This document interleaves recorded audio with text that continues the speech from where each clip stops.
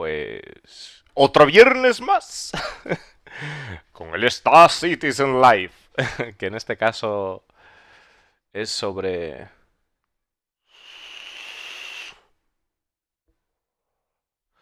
el gas. Así que ahí vamos, a ver qué se cuece.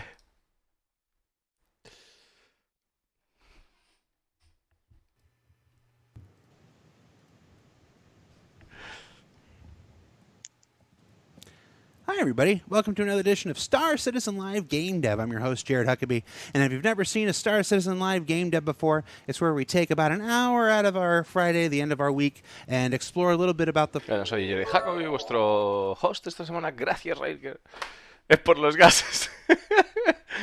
Y dice que, bueno, que para quien no esté acostumbrado, pues hacemos esto cada viernes, le damos una horita ahí al asunto. process that one of Para mostrar el our proceso de developers Star Citizen y todo or eso. group of our developers do. In the past, we've created characters, we've created creatures, crotch spiders, which we won't talk about. We've done spaceship concepts.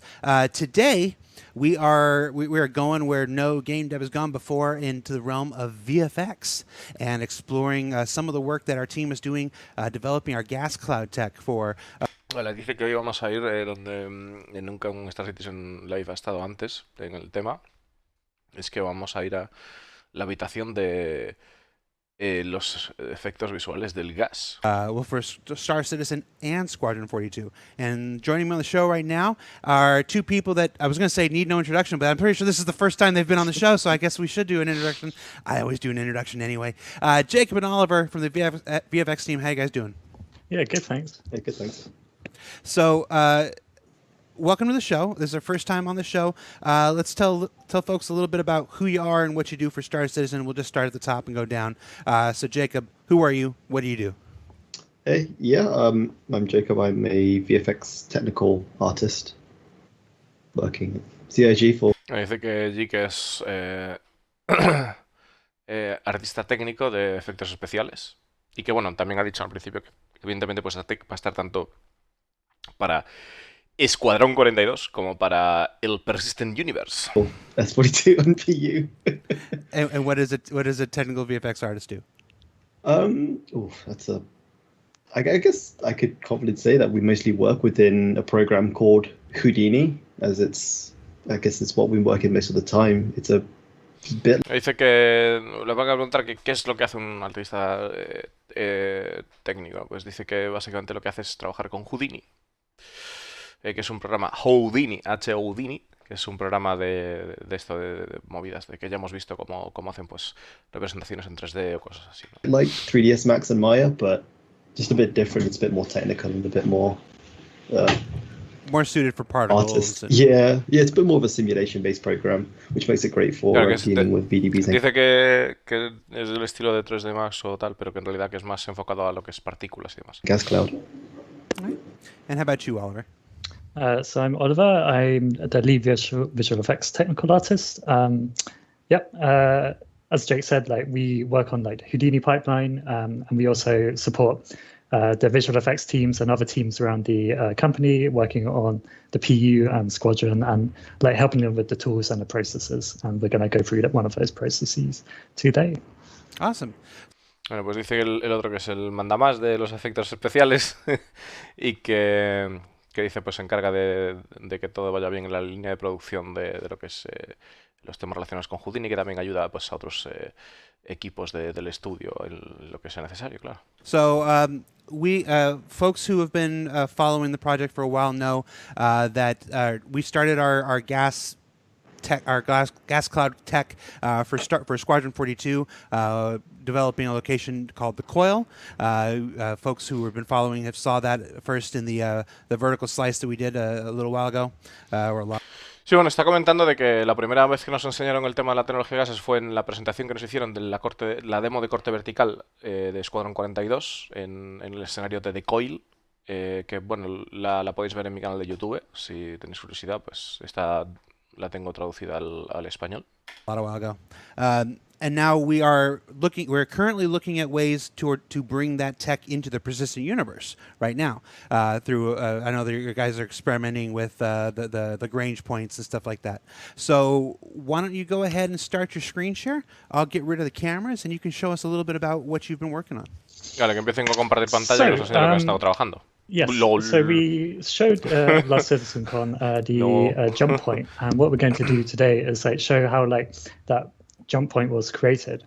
We do that in Houdini using the gas cloud tech, and we are going to talk about the processes that we make with it, and also doing the parent and child relationship, and that is where we have a large gas cloud for just doing the very long distance far away shots, and then where we put a smaller one in the middle where we get up really close to it and we see all the detail. A ver, un momento. Primero, de entrada dice que creo que esto está hecho en gases, de entrada. Y vamos a ver el proceso que está describiendo lo que quiere hacer. And we're going to go through one of those processes. Ways to bring that tech into the persistent universe right now.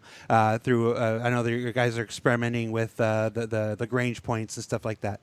So why don't you go ahead and start your screen share? I'll get rid of the cameras and you can show us a little bit about what Una nueva raza. Teníamos todos los pájaros, todos los bichos, pero eran los carros de humo. Yes. So we showed last CitizenCon the jump point, and what we're going to do today is show how that jump point was created. We do that. Ahora dice que nos enseñaron en el punto de salto la gente con... perdonad, que está embobado mirando el puto cerdo, a ver qué coño era. No lo podía evitar. Y dice que bueno, que nos van a enseñar el proceso de creación de esa tecnología de gases que nos han enseñado a través del punto de salto que mostraron en la CitizenCon del 49. In Houdini using the gas cloud tech, and we are going to talk about the processes that we make with it, and also doing the parent and child relationship, and that is where we have a large gas cloud for just doing the very long distance far away shots. Vale, está diciendo de que nos van a enseñar los presets, ¿no? Los predefinidos que tienen para hacer esta tecnología de gases, y bueno, para darnos un paseo por lo que es todo lo que están haciendo, nos van a enseñar una nube de gas gigante, ¿no? Una gran cantidad de gas, y van a pues primero hacer lo que serían unas imágenes o de lo que sería desde lejos, y luego acercándonos a algo más pequeño para que lo veamos más de cerca, ¿no? Para que veamos las diferencias, And then where we los put detalles y cómo trabajan. a smaller one in the middle where we get up really close to it and we see all the detail. And that's what we're going to try and do within an hour today. Before you get started, let's go ahead and move my little camera off the corner here. It's just, I'm just looking at myself and slow. Yeah, there we go. That way we can see the work. And you're going to have to explain what we're looking at right now. This doesn't look like a gas cloud. It doesn't look like a gas cloud. So in Houdini, we start with geometry, and our workflow has evolved over quite long, with everyone who's worked on it has changed slightly. One of the things that Jake brought to the gas cloud workflow was how we use geometry and Houdini to make the big gas clouds we see. Bueno, está diciendo de que primero empiezan con una geometría, y una de las cosas que hacen con el gas y a través de Houdini es cómo funciona la geometría de esas nubes y cómo le afecta a las nubes y cómo funcionan para ver lo que nosotros para lo que nosotros estamos viendo, ¿no? The first thing is we're going to look at this peghead. It's a classic Houdini primitive. Scale it up for just size so it fits in the world better, and we're going to convert it to this fog volume. Dice que primero tienen lo que es una estructura básica de Houdini y luego primaria de Houdini, y luego la están convirtiendo a una movida de niebla. Now we can export that to game, and we can see it here. This, as you can see, is the pighead. Dice que lo pueden exportar a un programa que se llama, que no veo la verdad cómo se llama el programa. A ver si lo conseguimos averiguar a lo largo de cuando vayan haciendo, si me fijo y lo veo. Dice que lo que hacen es exportar aquí el cerdo, y bueno, pues lo que vemos ahí es la nube, ¿no? But it's really base. It's very solid. It's quite nice how we can see it really quickly, but we want to make it really nice and cool. So we're going to just start by we're seeing it right now where we don't actually have any Está diciendo de que es muy rápido hacer el proceso, pero que ahora lo que quieren hacer es pues que pinte genial el bicho. O sea que imagino que le van a dar retoques. shadowing on it. So if we put the sun shadows on it, we can Jodini, now see vaya that tela. we get some detail in here. And we also have a very simple light that we have at the moment. Vale, dice que con eso pues que tiene más detalle y que además tiene una luz simple ahí. So what's really great about this tech is that we can offer all these shapes that we want and put them in, and that's really fantastic, and that's something which we haven't really been able to do in games before.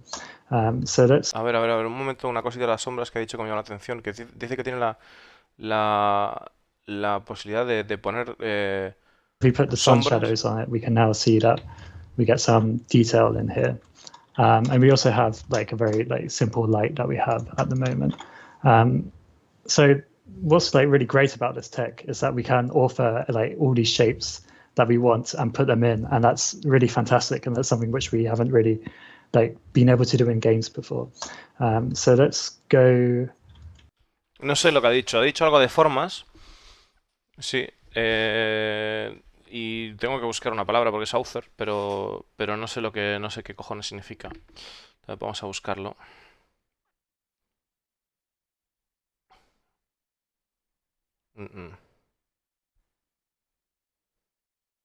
Claro, es que vete tú a saber.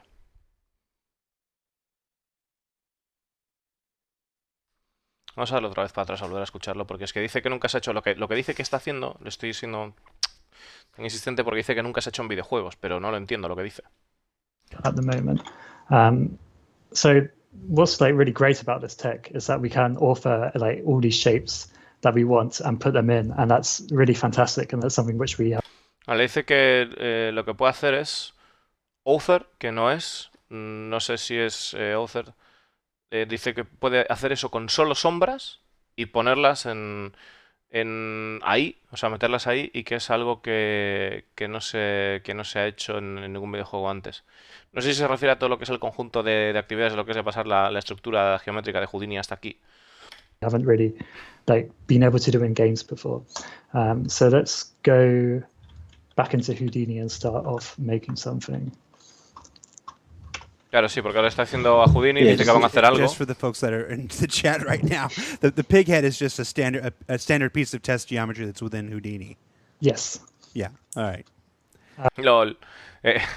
Está diciendo Discolando que, porque debe estar el chat que arde, que dice que relax, que el cerdo en realidad solo es algo para utilizar una demostración, ¿no? Que no es en plan, que es una pieza estándar dentro de Houdini, que no va a haber eso en el sitio. And it's a bit of a Houdini trope, so I had to show it. I'm sorry, Yeah. everyone. But It's a Houdini meme. It's not something that's going into Star Citizen before I see the Reddit thread, and then I have to get that email from CR. What did you say we were putting in the game today, Jared? Dice que es algo que la gente que no se habla loca por Reddit, que no quiere recibir un correo de Chris Roberts, un correo de Chris Roberts diciéndole qué cojones has puesto en el... qué cojones decías que íbamos a poner en el juego, Jared.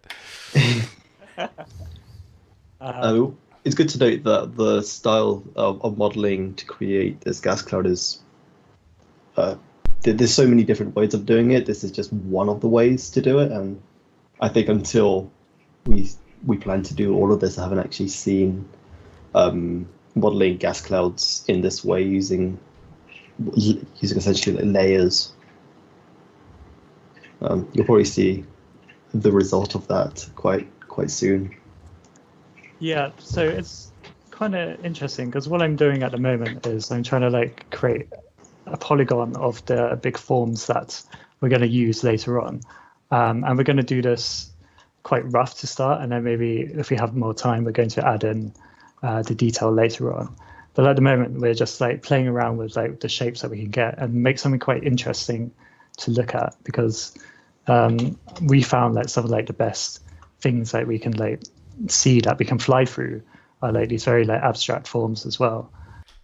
Ahora está diciendo de que lo que está haciendo ahora es hacer una forma poligonal, que luego más tarde pueden usarla, y que hacer este tipo de formas poligonales es algo interesante, que incluso de diversas formas, desde el punto de incluso tratar de ver cómo ellos quieren que se vea a la hora de que nosotros estemos atravesando con nuestra nave a través de las nubes y demás.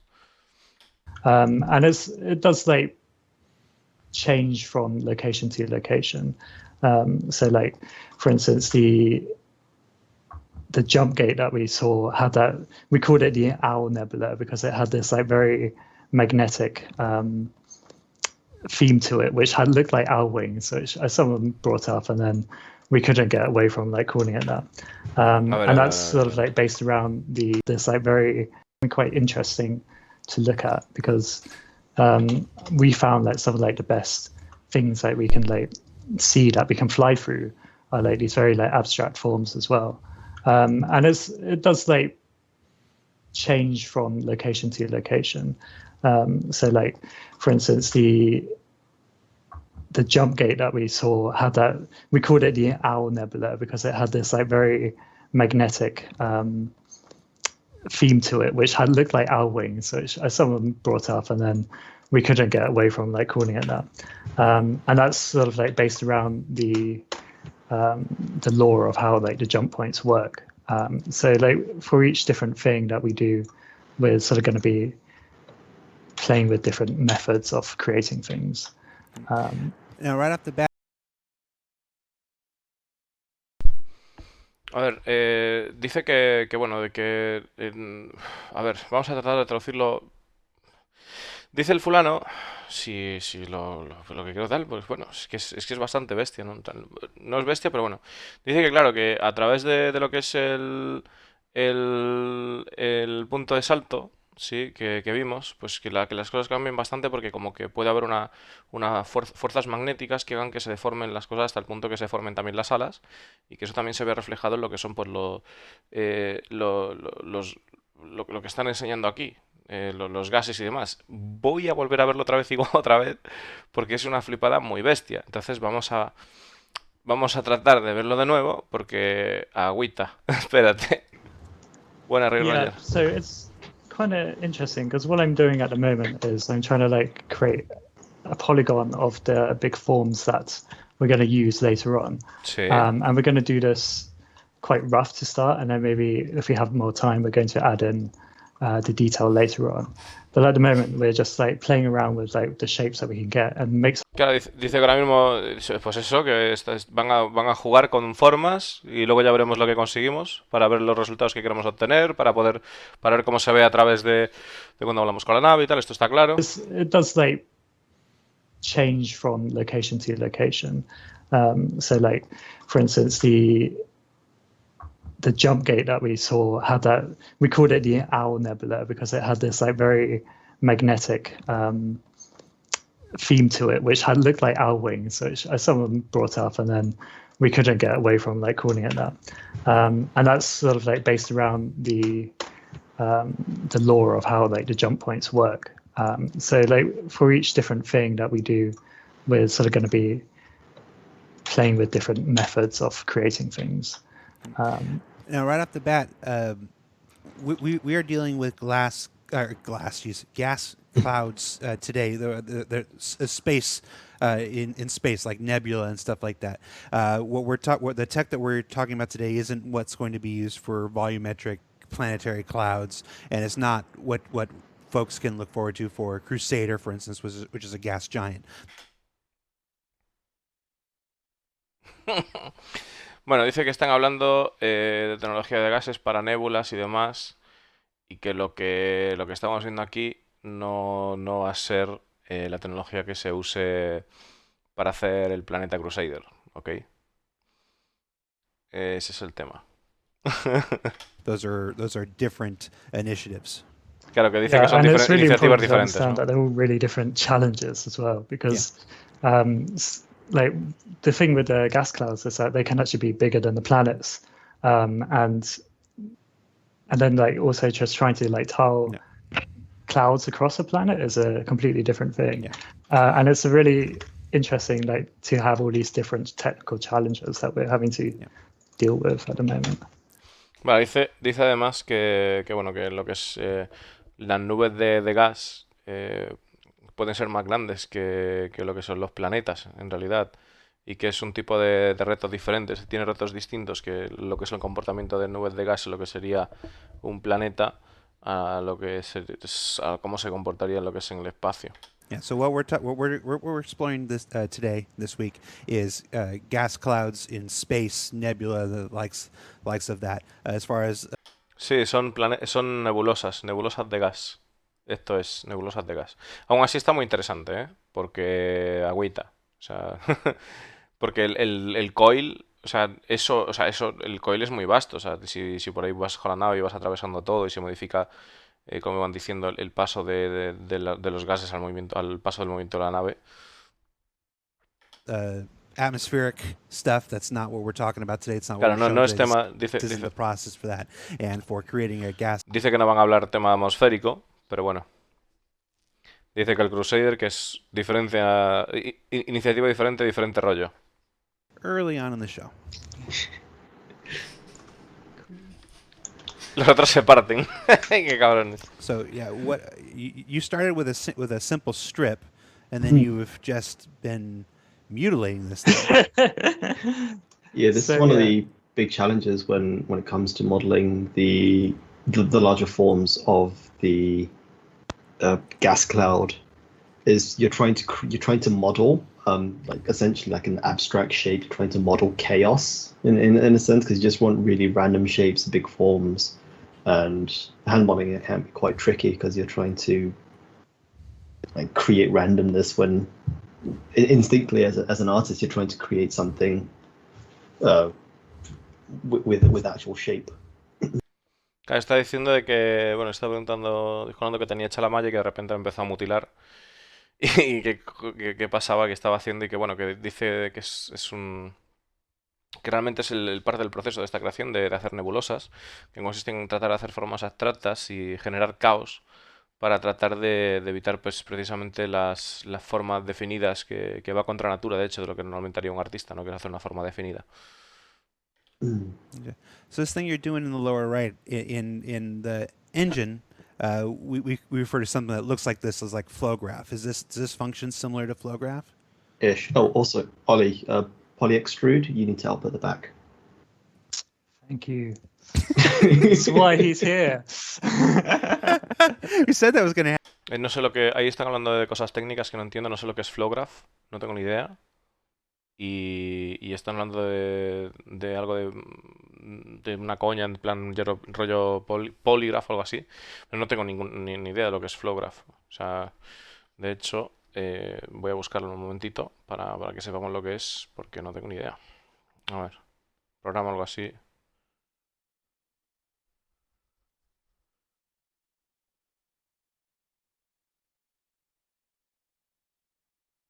No tengo ni idea. O sea, no sé lo que es. Si se refiere a que es un flowgraph, en plan... Claro, es que flowgraph también es... A ver... A ver, un segundito.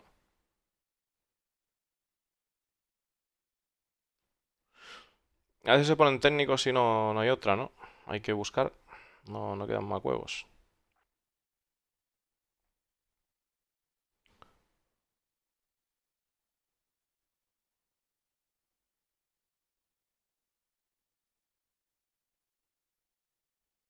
Si esto no tiene traducción directamente.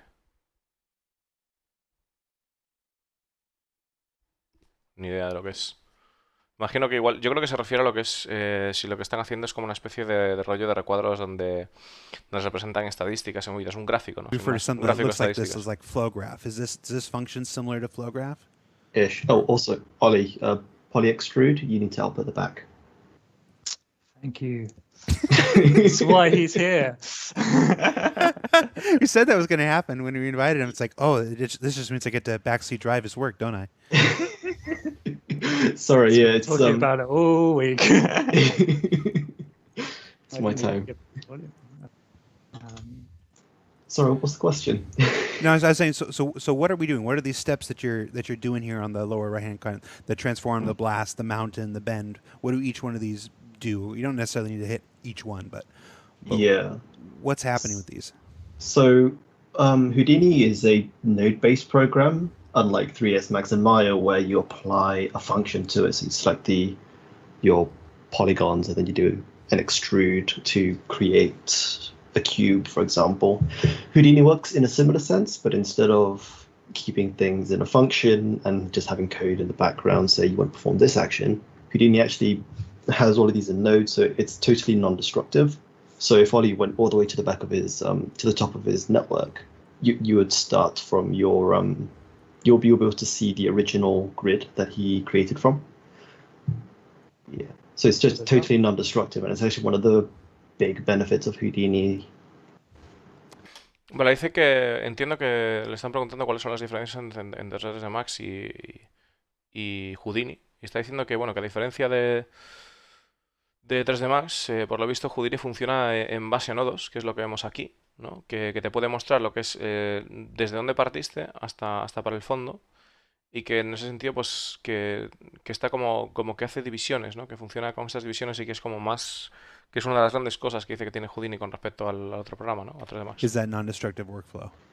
Yeah, because then you can start sampling data at different points of the network, which is actually what we need to do, and actually how is the only way we can overcome some of the technical hurdles when we start dealing with things as complex as the coil.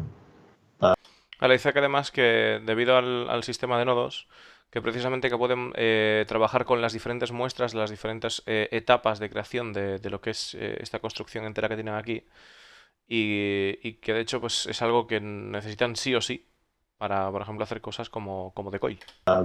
We need to know and extract data from our models at different points of its creation. So we need to know maybe the size of a feature, and then as before and after you've performed an action on it, so we can make corrections if need to be.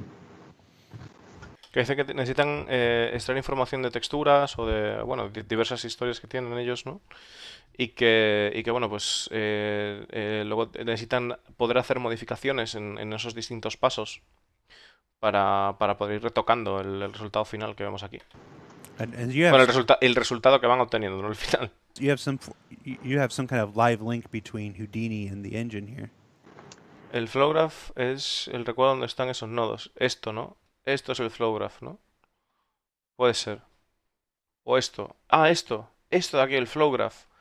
Vale, o sea, tiene sentido. El gráfico, claro. El flow graph tiene sentido que sea esto, sí. Efectivamente. Que no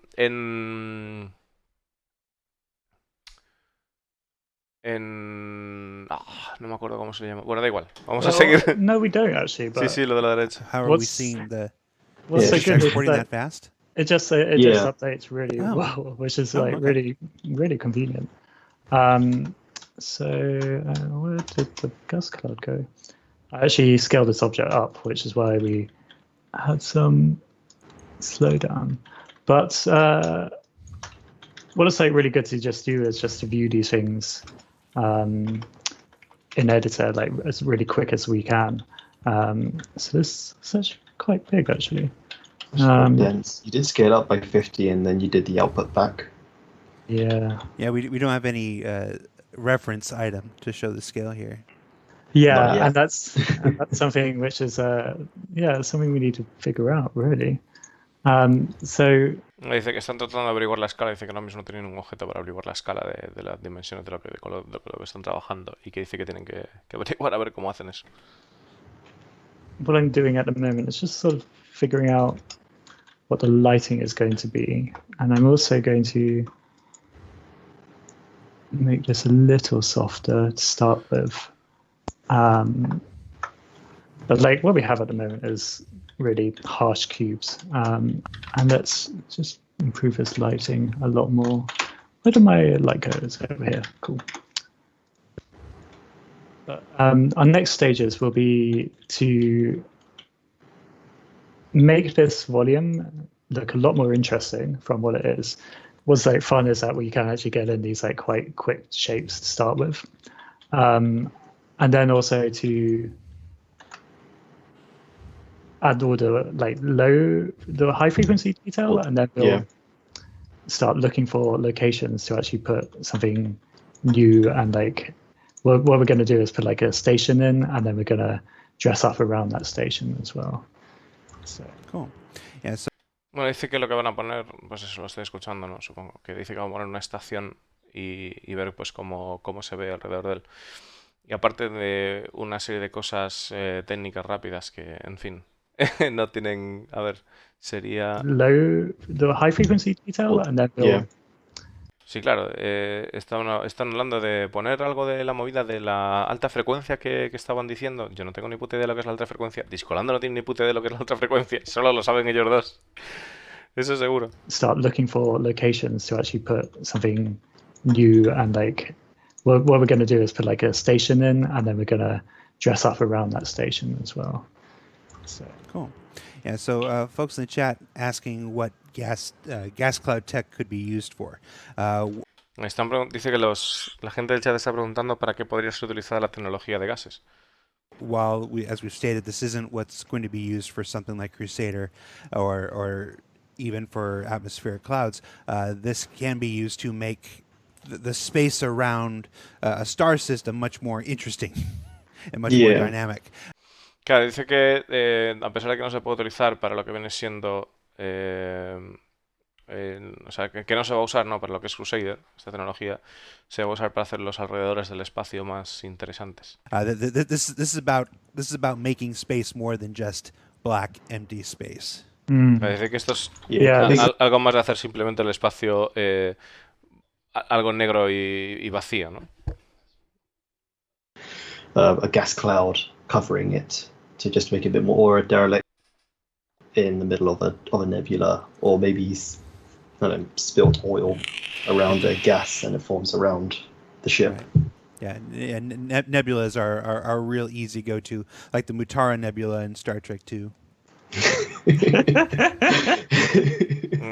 No me acuerdo de esa. Mutar la Nebula en Star Trek 2. Yo no he visto eso. No sé qué está hablando, pero bueno. Lo precisaré luego. So bring it back to Star Trek. Bring it back to Star Trek. Yeah, on any given day, I'll bring it back to Star Wars or Star Trek. It's going to be one of those.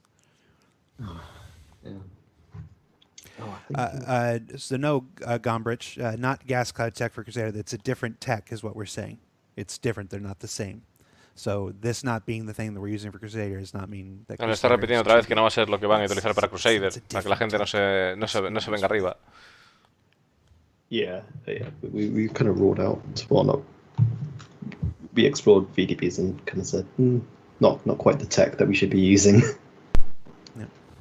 Now, different technologies, different solutions for different problems. And we don't like it's in policy, wasn't it? That we did try it, but for what it is, it's not the right thing, and that's sometimes that happens, and that's also just the great learning experience, really, of what we're doing. So let's do it like that. Okay, so... Bueno, aquí realmente, como todos los artistas que salen aquí a la palestra, está diciendo prácticamente lo mismo. Estoy haciendo esto de aquí, estoy tocando esto de allá, y lo que estamos haciendo pues es un gran aprendizaje. O sea, a medida que van haciendo más cosas, pues van aprendiendo más. Básicamente es lo que dicen todos los artistas que se dedican a esto, ¿no? Que es lógico. We have a simple bass form at the moment. What I'm going to do is start adding some noise in. And this is going to start providing us with some actual detail on the VDB itself, because at the moment we just got these large abstract forms, but we really want to sort of distort it more, add more noise within itself, and just make it just a lot more interesting. Because dice que el VDB, o sea, el BDB, dice que lo que hace es que le va a añadir más ruido a lo que es la textura y hacerlo más interesante, ¿no? Como que darle el toque ese que estamos viendo. At the moment, it's nice, but we could do better. Dice que de momento está bien, pero lo pueden hacer mejor. What we want to do. Getting. Captain Flint, that's certainly an interesting question, but these aren't the folks who would be able to answer that.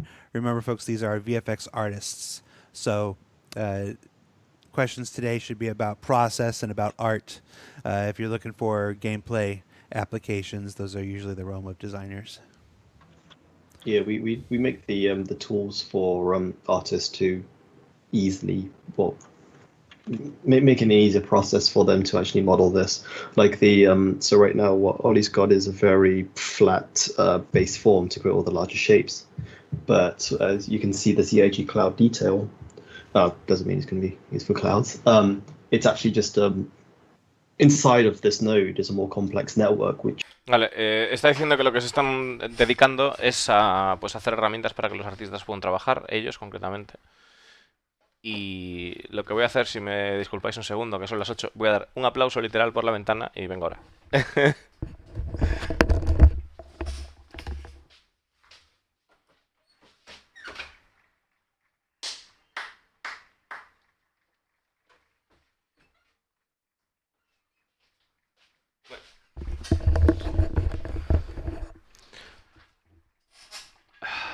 Ya está dado el aplauso, podemos seguir.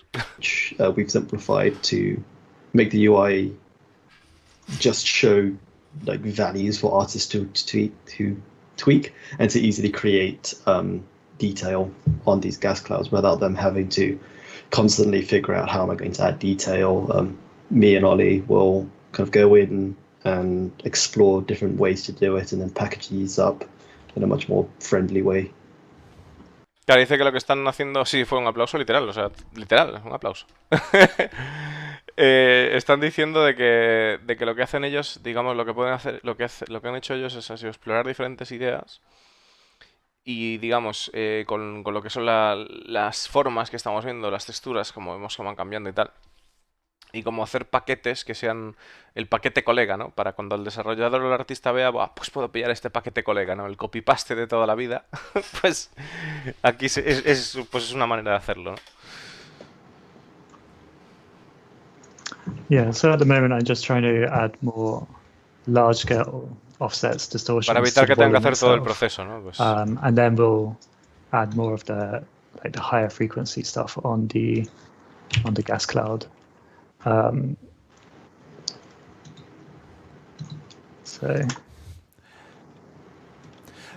Styles has an interesting question. How can glass clouds or nebula even exist within a star system due to the pressure of the solar wind? And I'm going to say that's a question for the designers who have to work that out. Come with the backstory. A ver. Esa pregunta me llamó la atención. Styles has an interesting question. How can glass clouds or nebula even exist within a star system due to the pressure of the solar wind? And I'm going to say that's a question for the designers who have to work that out. Come with the backstory. He hablado si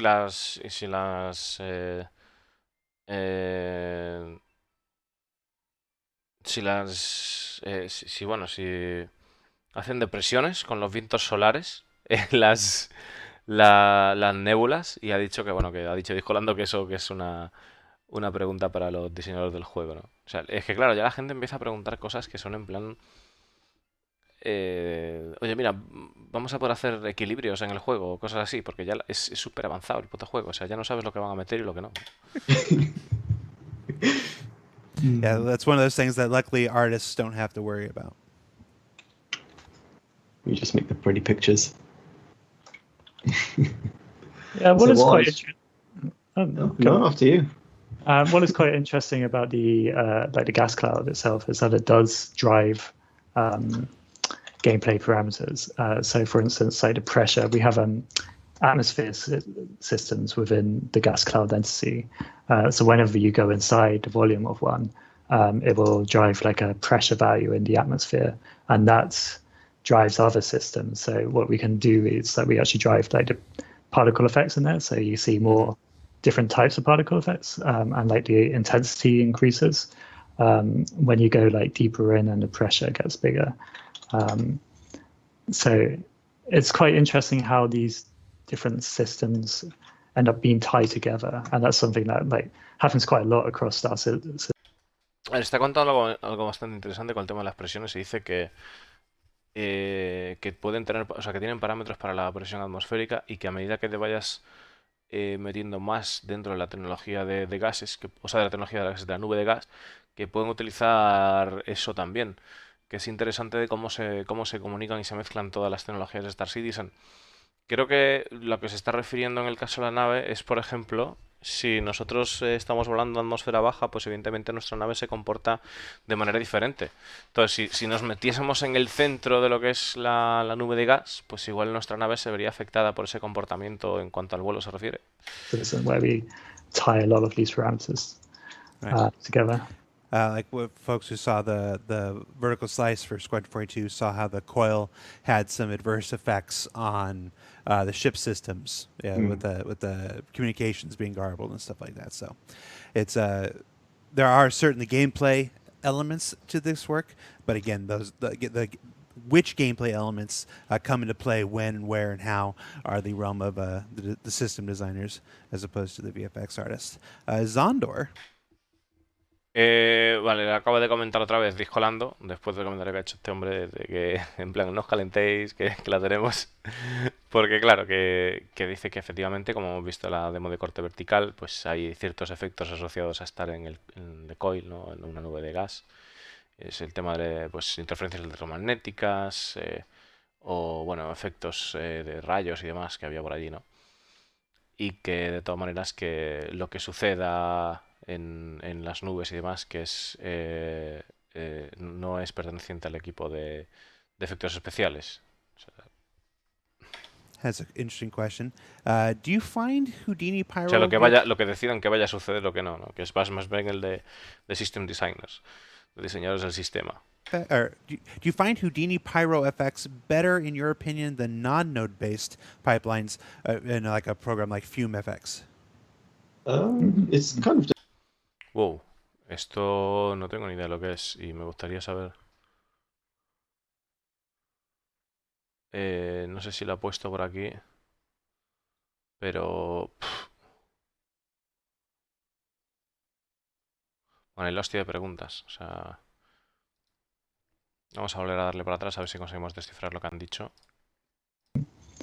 So FumeFX, vale. Buena. it's quite interesting how these different systems end up being tied together, and that's something that like happens quite a lot across Star Citizen, where we tie a lot of these parameters together. Like what folks who saw the vertical slice for Squadron 42 saw how the coil had some adverse effects on the ship systems, with the communications being garbled and stuff like that. So, it's there are certainly gameplay elements to this. Ok, gracias, Chick1. Which gameplay elements come into play when, where, and how are the realm of the system designers as opposed to the VFX artists. Zondor has an interesting question. Do you find Houdini Pyro VFX, or do you find Houdini Pyro FX better, in your opinion, than non-node based pipelines in like a program like Fume FX? Vale, o sea, tiene que estar por aquí y dice que si encuentra los efectos de Pyro, eso es judío. Lo que pasa es que hay una cosa que no sé lo que dice y que debería estar por aquí. Pyro VFX, or do you find Houdini Pyro FX come into play when, where, and how? Vertical slice Un poco for más para Squadron atrás. 42 saw how the coil.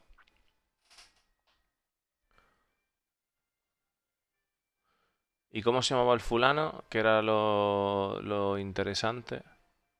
Claro, lo puedo buscar así. Vamos a ver un momento, porque me parece interesante. Had some adverse effects on Zondor. Has an interesting. Ahí está, Thunder. Thunder. Thunder. Pues Thunder no está, pero lo queremos encontrar, ¿verdad?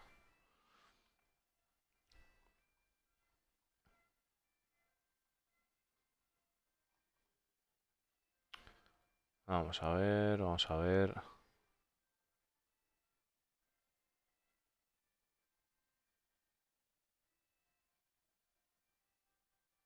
Ni idea. O sea, no lo hemos perdido.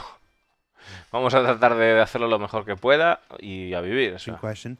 Do you find Houdini Pyro VFX, or do you find Houdini Pyro FX better in your? A ver, ¿encuentras los efectos de Pyro de Houdini mejores opinion, the non-node based pipe que los no nodo, o sea, los basados en los no basados en nodo. lines in like a program like FumeFX. Ah, vale. Sí, ahora sí lo entendí. Vale, dice que se encuentra mejor, o sea, que si cree que los efectos de Pyro van a estar mejores hechos por Houdini basados en estos nodos, que en el caso de un programa que no tenga nodos, como es el caso de FumeFX, que parece ser que no tiene estos nodos. Eso es lo que pregunta el tipo. Joder, es que a veces son tan técnicas las preguntas que dices, vale, vale. Amén. It's kind of just we were talking about this earlier. I'm biased towards Houdini's Pyro because I'm more of a Houdini kind of person. I've used the Pyro solver and the whole Pyro tech a bit more robustly, and it is capable of really powerful things. One of the perks of Houdini being node based is that even the solver, like all the calculation that happens to calculate how the smoke sim should operate, is all totally exposed. So I'm able to go into essentially the code, not quite code, but like the node that builds up this entire solver. And I can manually tweak the parameters. In Fume, I can't quite, but it is kind of like you pick your tools for it. I know Fume does produce results a lot faster and a lot easier than Pyro. Pyro can be a bit, you got to work at it, a bit like clay. But yeah, I mean, Yep. Fumes are perfectly valid. I think Jake Gainey, our assistant creative director, I think his title is. Is that his new title? He was assistant art director the last time I talked to him, but I think that was it. Yeah, Yeah. yeah. He uses Fume quite a bit. He doesn't really use Pyro, and some of the stuff that he produces just with Fume is crazy. Yeah, he's got like when I talked earlier about different artists bringing different methods and different and we learn every time that we do this. Like Jade Gainey is one of these people who's done that. He takes these Simmons from FumeFX, brings them into Houdini, and then has them as separate node chains. So at the moment we're just going down one linear path, but he would have quite a few different aspects in, and then build up and layer up the simulation and the VDB grids. And it's a really versatile method. And that's why Fume's great, but Fume with Houdini is really super powerful, and it does everything that we need it to do. So that station does. Vale, está diciendo que básicamente tengo un compañero que se llama Jake, que ha hecho algunas cosas en FumeFX y que dice que es una puta locura hacerlo así, básicamente. Porque al estar estructurado de esta manera que les permite acceder a partes del contenido, modificar contenido, que es una herramienta mucho más potente, que le permite tener todo mucho más estructurado, y que en definitiva pues ya comentaban antes, ¿no? Que gracias a precisamente los nodos pues pueden ir a cambiar cada parte, cada movida, o sea que por eso no es una cuestión ya de que sea mejor o peor, sino que esto pues es útil y lo otro es locurote porque es todo lineal y en este caso pues puedes ir parte a parte modificando, ¿no? Más estructurado. Incluso si están trabajando varias personas pues puedes hacerlo. De la otra manera pues solo podría trabajar una persona en lo que está haciendo, ¿no? En principio, o sea, aquí puede una persona seguir a partir de otra parte de que haya hecho la persona, ¿no? Does a little bit to show us the scale that we're working at here. Yeah. I'm just trying to find a nice area. I think where it was probably best. Location. But yeah, we've got another artist, Jake Dunlop. He uses particle sims as his base, so we all have different methods. Yeah, that's one of the neat things about. We see this quite often through different departments in CIG. It's a push towards using the tools that our artists are most effective with. And it's if you're more effective with this, then use that. If you're more effective than that, then use that. And we have an entire tools team that works to build all of the connectors and the Claro, dice que esta es una de las partes importantes de Star Citizen. Pues ya sabemos que tienen varios equipos. A la hora de trabajar, que traten de utilizar las herramientas que sean más eficientes, que tienen un equipo encargado de proporcionar esas herramientas y bueno, pues tratar de un poco de estandarizar la forma en la que tienen de trabajar. Porque es obvio, ¿no? Porque al final, si lo pensamos un poco, en Star Citizen incluso ha habido pues artistas que son freelancers para hacer conceptos, son autónomos, ¿no? Digamos.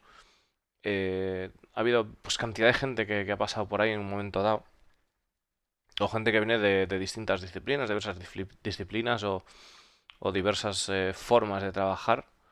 Incluso estábamos viendo el otro día, ¿no? Como había gente que trabajaba con tableta o gente que sigue trabajando con el mouse para dibujar, que me parecía la hostia.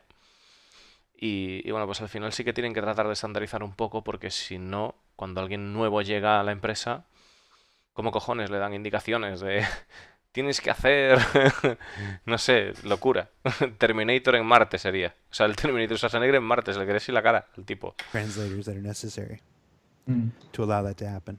That's cool. Yeah, and they both give quite. They all give results, like good results, but different results as well. So if you want more of this kind of look, we're going to have to use the a fume simulation. Or if we want another particular, we have to use a particle simulation, and then we have to start maybe thinking about tools that would help aid the process. So if a artist who uses fume can't quite get the result that Quieto, he quieto, wants with the quieto, quieto, quieto, particle quieto, quieto, quieto. results, like Artists are most effective with. And it's like, you know, if you're more effective with this, then use that. If you're more effective than that, then use that. And we have an entire tools team that works to build all of the connectors and the translators that are necessary to allow that to happen. That's cool. yeah, and they both give quite. They all give results, like good results, but different results as well. So if you want more of this kind of look, we're going to have to use the a fume simulation. Or if we want another particular, we have to use a particle simulation, and then we have to start maybe thinking about tools that would help aid the process. So if a artist who uses fume can't quite get the result that he wants with the particle, that the particle like workflow produces, we've started this where again Ollie and I start to come in like what tools do they need to make this easier so any artist can come and use this, so it's not exclusive to this one artist. Claro, estaba diciendo, efectivamente, digo, por ejemplo, a la hora de lo que hablan de la depresión y demás, o del tema de cómo se comportará una partícula o tener entornos para simular comportamientos de partículas y demás para poder ver el resultado de las creaciones. Que claro, que si se utilizan diferentes herramientas que también necesitan estandarizar y una forma eficiente de herramientas de trabajo para el hecho para evitar precisamente que a la hora para evitar tener que hacer algo para una persona en exclusividad y que esa persona pues sea la que use solo esa persona ese trabajo, ¿no? Que eso sería pues una pérdida de tiempo en realidad. O sea, no sería una pérdida de tiempo, pero sería ineficiente, claro. Game. Yeah, so what's really great like with this process of being actually like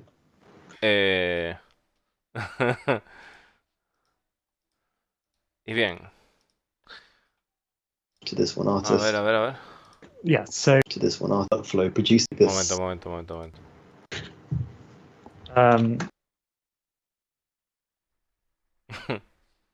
Segundito, le voy a hacer una foto a esto. Que nunca se sabe.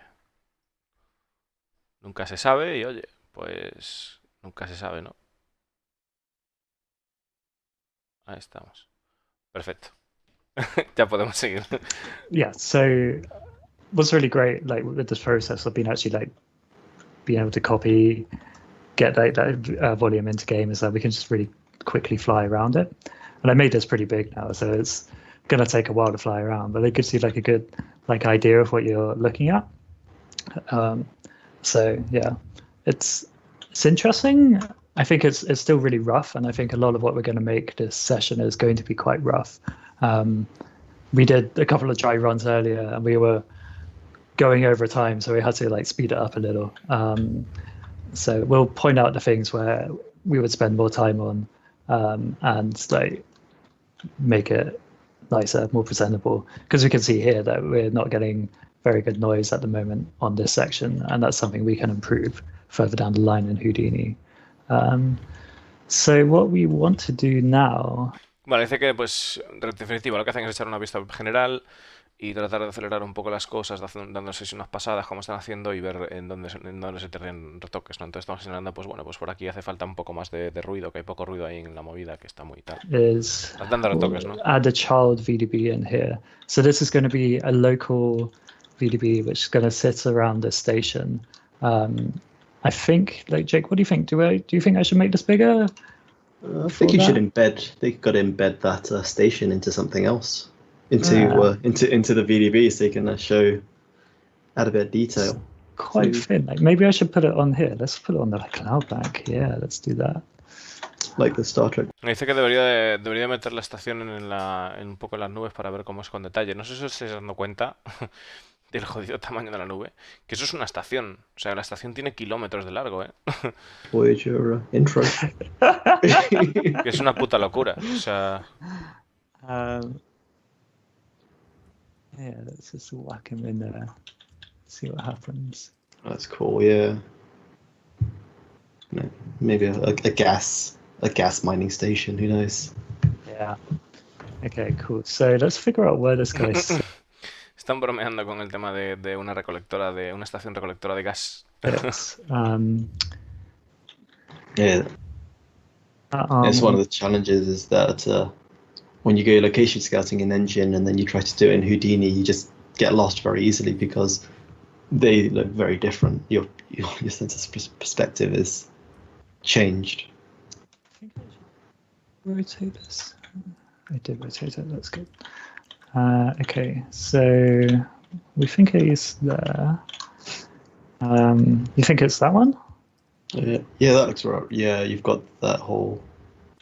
Yeah, that looks right. Gotta guess where it is. Okay, so. Están tratando de identificar cuál es la sección, ¿no? Vemos aquí como dice, pues está preguntando al otro, ¿oye, esta sección? Sí, es esa. Entonces van a retocarla, supongo, aquí en Houdini. Vamos a ver qué hacen con ella y ver cómo se ha reflejado en el otro lado. So what he's trying to do now is, because if the way that our parent-child tech works is that when you put in another VDB, a child VDB, into a parent VDB, what it actually does is it chops out that chunk out of the parent, and what you see is the child VDB. And some of the things that can happen is seams, you'll be able to see like a slight separation between them. So the method that Ollie's using is we cut the chunk out of the parent, and then we do our process to up-res it or add more detail to it, so it still looks connected when you really. Vale, está diciendo de que el VDB que debe ser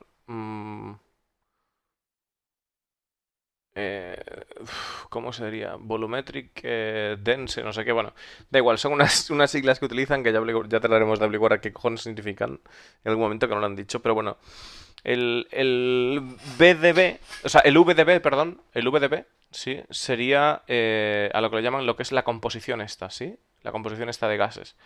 Entonces, a esta le llaman la composición padre, digamos.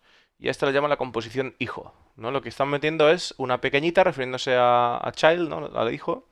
Entonces están diciendo que para poder introducirla ahí y que veamos algo más detallado, digamos que la pequeña, que como que va a tener más carga de detalle, parece ser, según lo que nos han comentado, lo que hacen es recortar una sección de donde supuestamente, o sea, primero miran a ver dónde va, luego recortan esa sección y no la ponen sin más encima, porque dicen que si la ponen sin más encima, pues se puede encontrar con el problema de que haya una supuesta separación entre las dos y que se vea realmente como un pegote ahí puesto. Entonces, que lo que hacen es recortarlo y luego, cuando tiene ese hueco recortado, ajustan la otra a las dimensiones de ese hueco, ¿no? Lo que es el niño, que sería el pequeñito este, al padre, que es el gordo. Be far away, but when you're approaching it with Qt, for example, you can start to see the details start to fade in. Voxel database. Okay. Which is the entire process of having a parent-child relationship, is to bring back some of the detail, that point of interest that's lost because your parent VDB is just so large. Yeah, this is a process we had to develop for working on the coil, because we have the coil, which is like this outstanding location, but it's huge, and we got to get right inside of it. And there's we want to get spaces in there which are really tight and also expansive. And one of the issues with working with these VDBs is that we have this memory limit. At the moment, I've got quite a reasonable memory limit. Yeah, it's quite good. But if we go too high, what we'll do is we just run out of graphics processing power. And there's a trick that we can see the voxels quite clearly here. That one of these across is going to be just really big if it's just a huge thing. So at the moment, this is really kind of small compared to the coil. We have a station in there which is probably about this size. En el momento que está hablando que tienen que utilizar un truco para no cargarse lo que decís antes de tronadas de memoria RAM. Precisamente, bueno, en este caso sería memoria gráfica. De la gráfica está diciendo que tienen que hacer un truco para tratar de no, o sea, de que se vea grande, pero no pasarse en el consumo. Voy a volver a escucharlo un momento porque me llama la atención saberlo. But if we go too high, what we'll do is we just run out of graphics processing power. And there's a trick that we can see the voxels quite clearly here. That one of these across is going to be just really big if it's relationship is to bring back some when you put, and then we do our process to large. Vale. Parent child or away, but when you're approaching it with Qt, for example, you can start to see the details start to fade in, which is the entire process of having a parent-child relationship, is to bring back some of the detail of that point of interest that's lost because your parent VDB is just so large. Yeah, this is a process we had to develop for working on the coil because we have the coil, which is this outstanding location. Claro, aquí lo que está comentando es efectivamente que, bueno, el objetivo de hacer un hijo es para tratar de que haya detalle en lo que son las zonas de interés, porque, bueno, pues todo es inmenso y sería imposible meterlo. Tienen una limitación, digamos, no se pueden calentar porque si no, no hay gráfica que tire con eso. Entonces, lo que está diciendo es que están desarrollando como unas preselecciones, digamos, para utilizarlas también. O sea, tuvieron que hacer ese tipo de preselecciones para utilizarlas en decoil, precisamente por ese motivo, ¿no? Pero dice que, claro, que otro inconveniente que tiene el que sea tan grande es que a veces esas zonas de detalle se pierden. But it's huge, and we got to get right inside of it. And we want to get spaces in there which are really tight and also expansive. And one of the issues with working with these VDBs is that we have this memory limit. At the moment, I've got quite a reasonable memory limit. Yeah, it's quite good. But if we go too high, what we'll do is we just run out of graphics processing power. And there's a trick that we can see the voxels quite clearly here. That one of these across is going to be just really big if it's just a huge thing. So at the moment, this is really kind of small compared to the coil. We have a station in there which is probably about this size, and this station probably just sits sort of here. So what we have to do is have this child there to make the play space realistic for us. And we also use this tech for the coil tunnels and the interiors as well. Claro, está diciendo efectivamente, bueno, primero dice que esto es pequeño comparado con el tema del decoil, o sea que el decoil es una monstruosidad jodidamente enorme.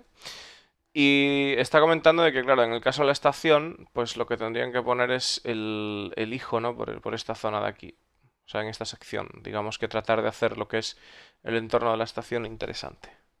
Because we need to have those high res. Yeah, like the jump point that we showed off at CitizenCon. The jump point location would the entirety of that area would sit in maybe 100 by 100 voxel cubed area. You won't be able to get any detail at all if we just worked at that scale. So that's where the whole parent-child came in. We could put in a more high-res VDB in that point of interest location to make it a bit more pretty to look at rather than just a couple of boxes. Sí, claro, de hecho están hablando del tema de lo que sería el punto de salto que vimos en la presentación de la CitizenCon, que efectivamente, pues si no tuvieran ese tipo de sistema de hijos, de child, pues que no podríamos haber visto detalle lo que es el reloj de la estación, porque en esa escala sería imposible, y que la creación de eso pues vale para que tengamos una científica en detalle ahí, ¿no? Boxes. Mm, That's what you would have seen. Just a couple of Yeah. boxes with different densities. Do you happen to Ooh. remember what? Oh, Oh. I think it's going to come back. I'm going to try to Crash, les crashea hasta el Lumberjack. But it's okay. We're at a point where if it doesn't come back, we'll be okay. We got the saved one. can we all tab to the other engine and look around there while it's while it's resurrecting itself? We had some questions in chat about how performative this is. Is this something that would chunk the frame rate as it is right now, or? ¿Cómo va el rendimiento de esta movida? ¿Es algo que va a joder los FPS de la pantalla o cómo?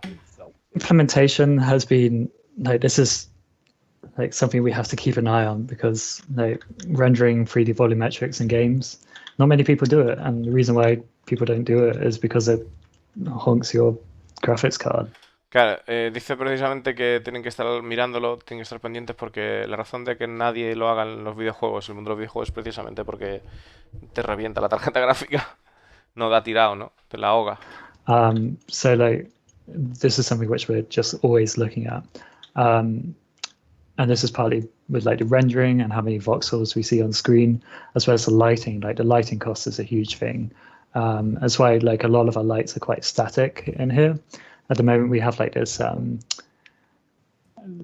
little animated light that we can see, but calculating that all the time or calculating a full light with shadows is very hard. So we have to make sure that we're doing like the performance analysis on it all the time.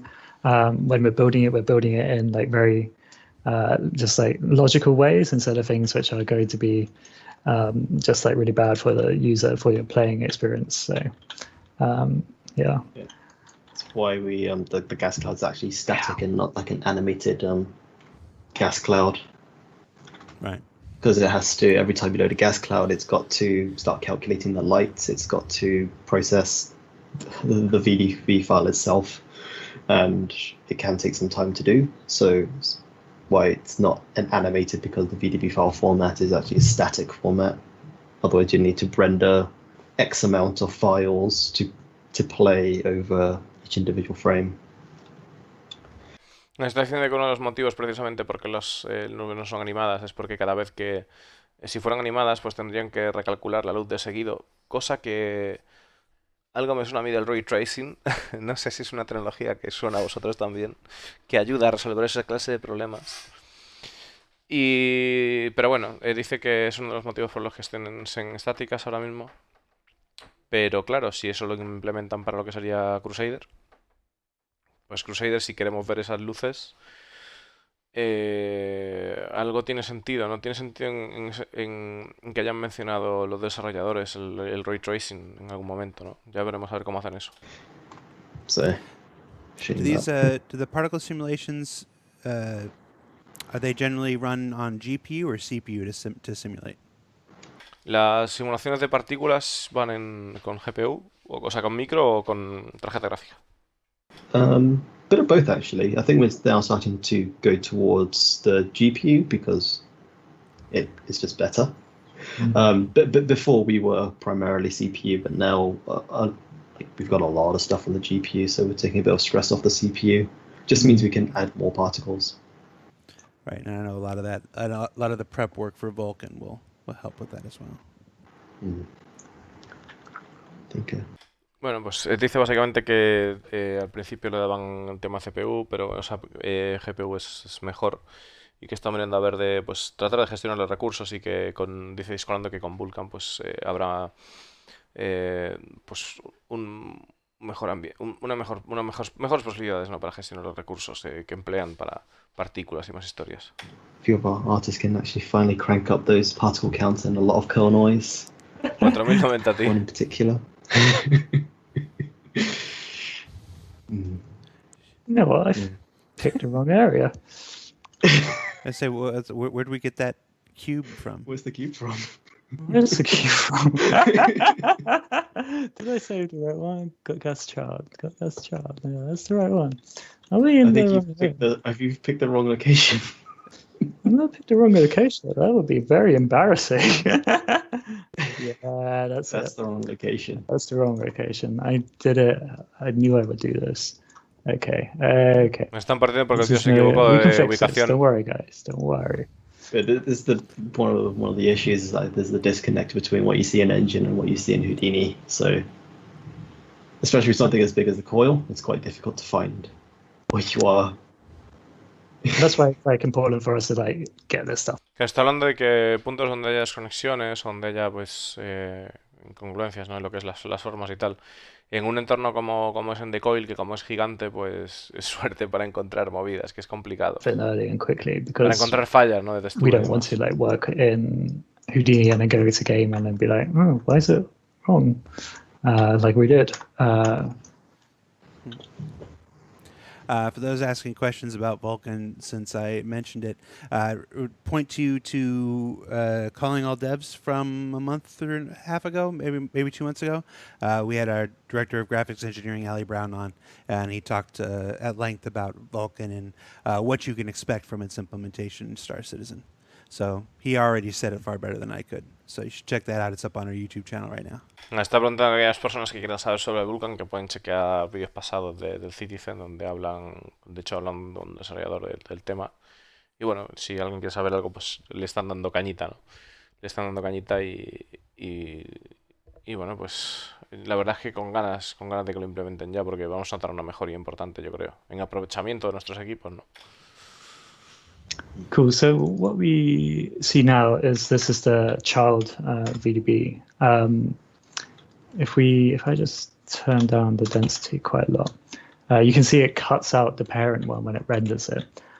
So what we do to do this upres is that we take a copy of the high res version and then paste it back in to the child, and then we sort of like make that more like gradually more detailed, and we put more detail around that location because Dice que lo que hacen aquí es un copy-paste de toda la vida. O sea, primero la ponen así a ver qué tal va el asunto. Luego cuando ven que va bien, le meten una de alta resolución y lo van recargando de más detalles y más detalles, ¿no? like you want to fly around something Ahí that, lo que es el niño en el padre allí. like, well, like just like instead of having like the large blotchy bits, you want to have like the final stuff. So I'll just go and start doing that, I guess. What I'm gonna do is probably going to hijack what I did earlier and use that as a base for making this child VDB. Dice que simplemente va I should a do secuestrar las cosas que hizo antes. copying Bueno, of a llevarse the las cosas que hizo antes versions. y partir desde ahí para poder hacer what is the tool I'm leaving? para poder hacer el niño, pues van a partir de la base de lo que es el padre, ¿no? Porque es bastante más rápido y ya está. I was going to say something. I just wanted to see how long it took you to figure it out. Yeah. Even just Jared knows the load you want. Uh-oh.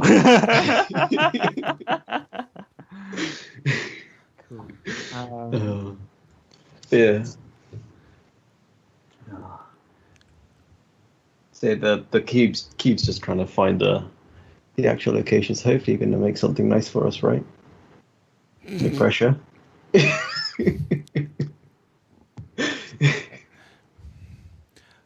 I, for one, think it's going great. Oh, thanks. So that's what we want. Doesn't look like much, but it's it never does when you take a slice out of a larger chunk. Where's the parent gone? Where is the parent gone? I'm just going to check that. You got a child with no parent. No, parece que han perdido a la otra estructura, no saben dónde coño está. No. Finding all the bugs. I wonder if that is. Oh yeah. Oh. Oh, have you reached the limit? Estamos mirando a ver si han might have pillado done. el límite de RAM, porque... Yeah, it's 25 million. Is that 25 million? No, what you sliced out was 25 million.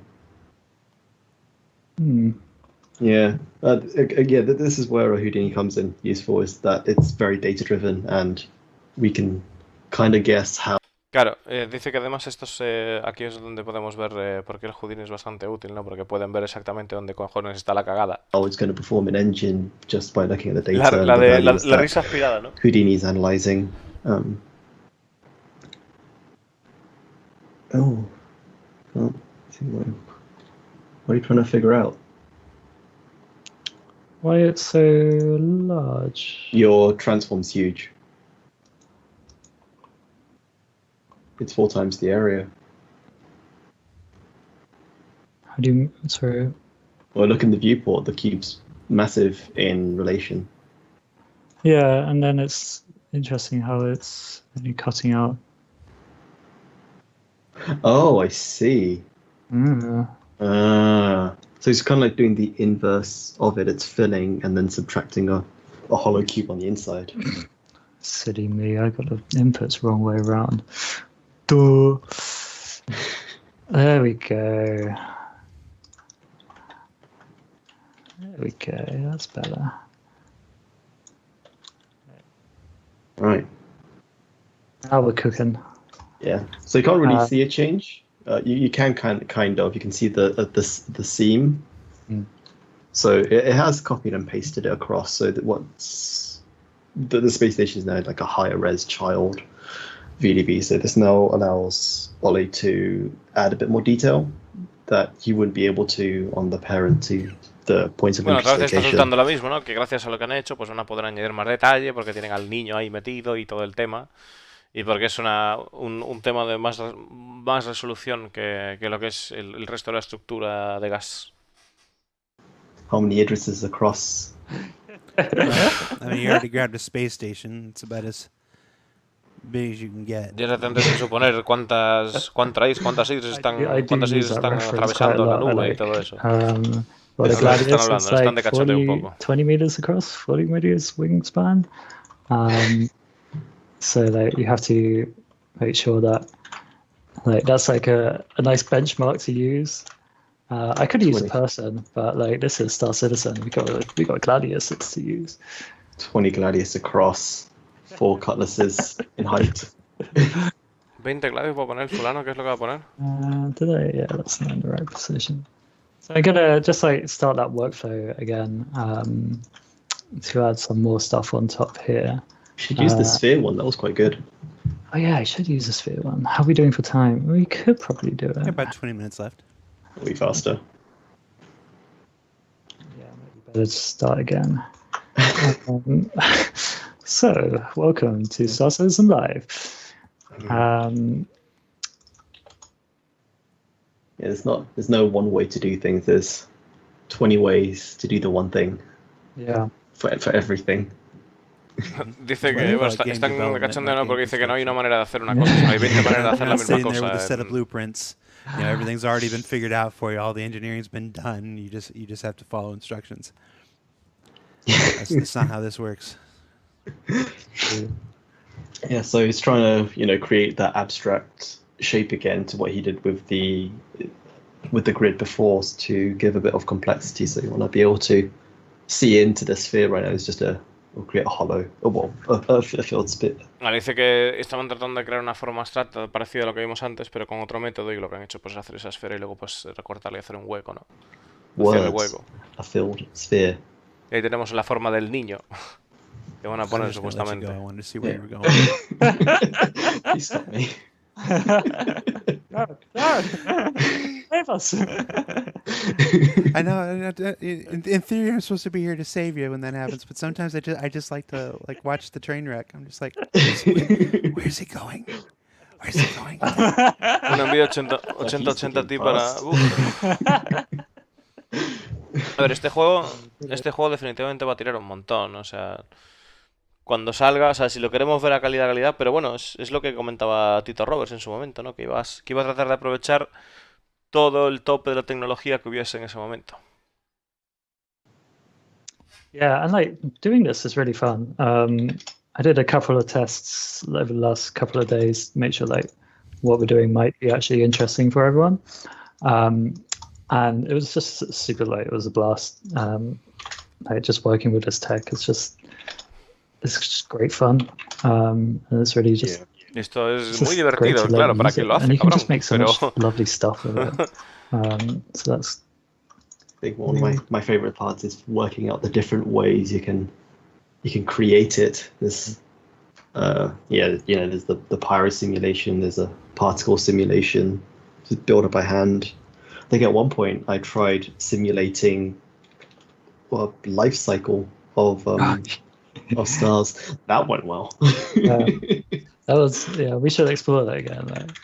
bueno, yo me tenéis que disculpar, pero he tomado la decisión de solo traducir cuando hay algo muy relevante, porque realmente es, pues, están como que hablando un poquito de lo mismo, ¿no? Y realmente no, pues bueno, es Sí. simplemente comentando cositas de cómo van haciendo la jugada y sin más.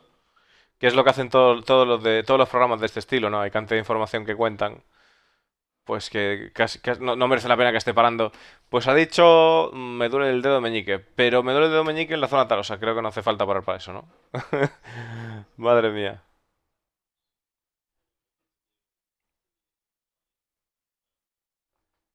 Ok, chicos.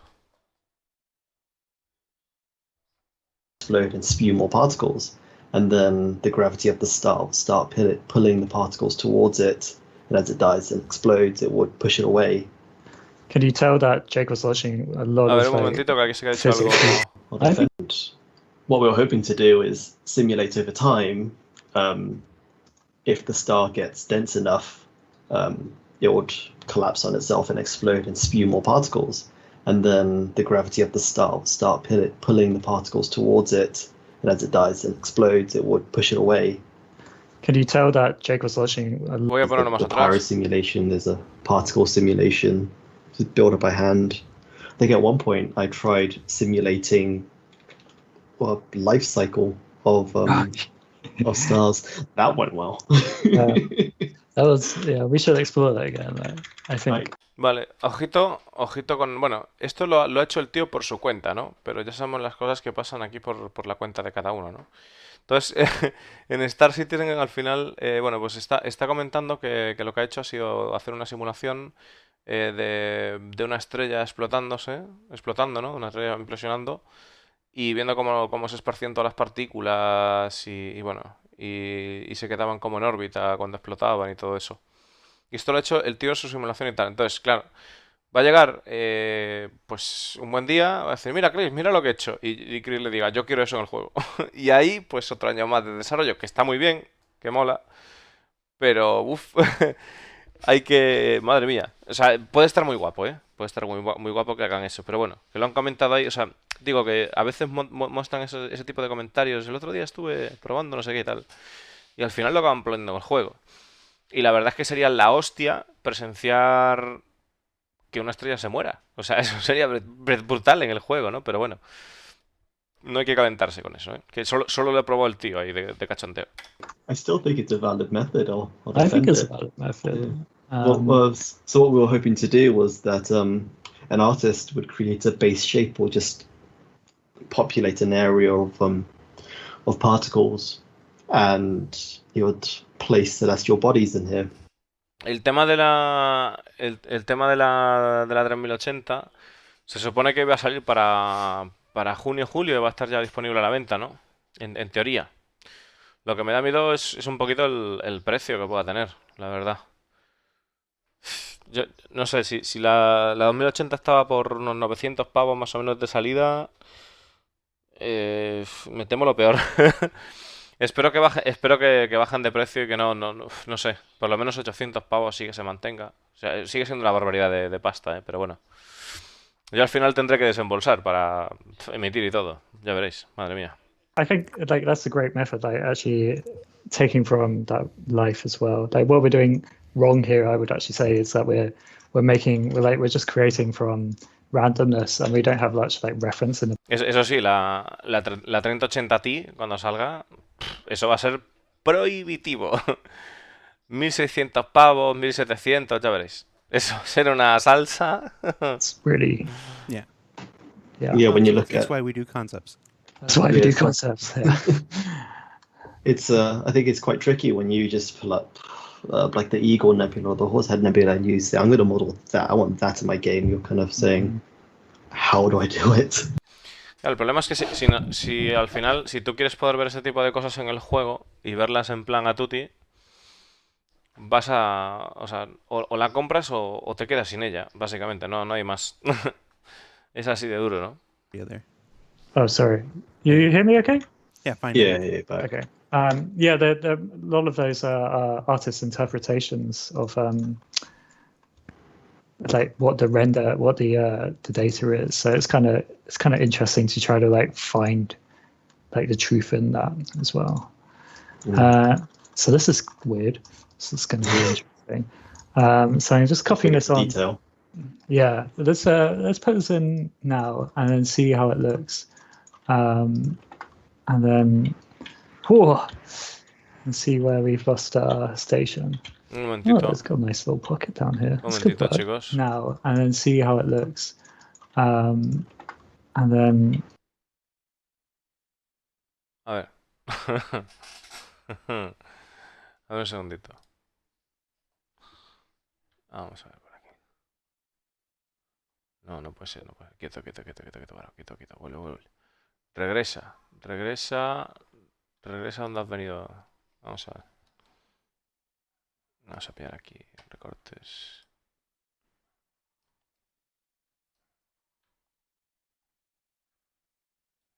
A ver. Segundito.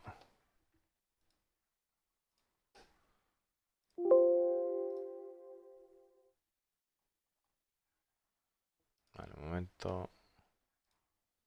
Hay que ver, a ver si hay algo ahí. No sé. Uf. No.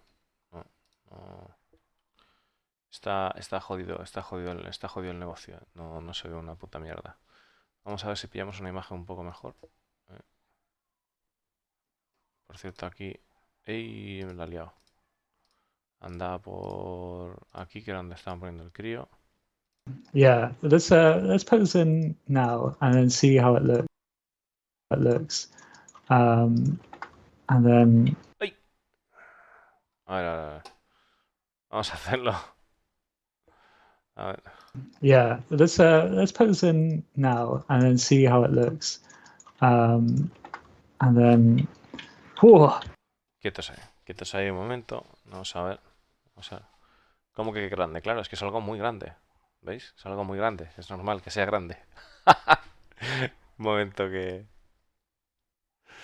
A ver. A ver, estaría en... Aquí. Claro, no puedo enseñar lo que estoy haciendo porque si no veríais cosas que... O sea, veríais lo que le ha pasado al tío, que ha enseñado cosas que no tenía que enseñar, claro. A ver.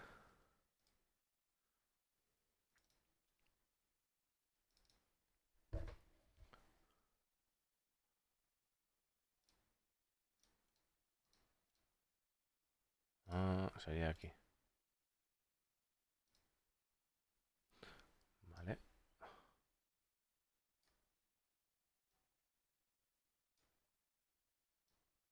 Esto no se puede sacar a más resolución.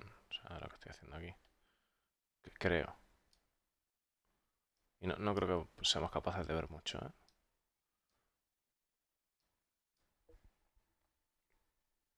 No saqué muchas ilusiones que no creo yo que... A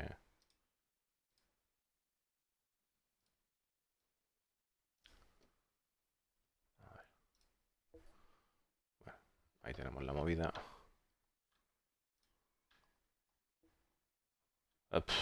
Que va, no hay resolución suficiente. No se puede. No se puede ver. Bueno, había que intentarlo, ¿no? Vamos a seguir. and see where we've lost our station. Oh, it's got a nice little pocket down. Eso habrá que utilizar el Machine Learning para... para ponerlo ahí escalado de resolución. Here, this could work. Yeah, like one of the things that is really important when we're actually looking at doing this in the locations is actually bedding it into the scene. Because right now we've just got blank space around it. And what we do really is like this parent that we see, this big one, and the child. The parent is huge in comparison, and that does a lot of like the background spacescaping, and we do a lot of fading in there, and we mix that with like planes of A ver, un momentito.